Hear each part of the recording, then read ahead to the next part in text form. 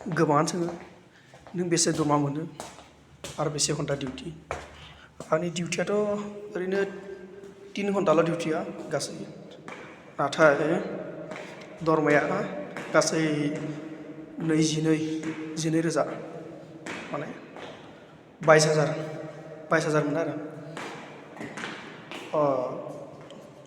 3 घन्टाल' डिउटिया 3 hours 3 घन्टाल' duty मावो आरो कम्पानियाव सबनो जानाय लोंनायफोरा मात्र थांलाय फैलाय लसो गारि खरस जायो बेनो आरो बे जाबाय लिभ दायो थांगासिनो दङ 10 फ्ल'र 11 फ्ल'र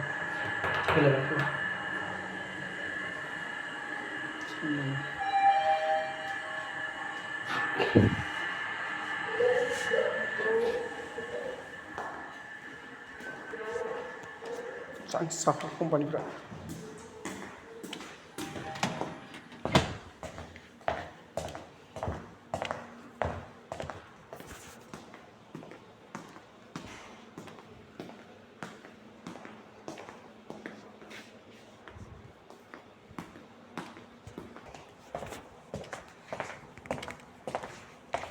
मानसियानो जाथोंनि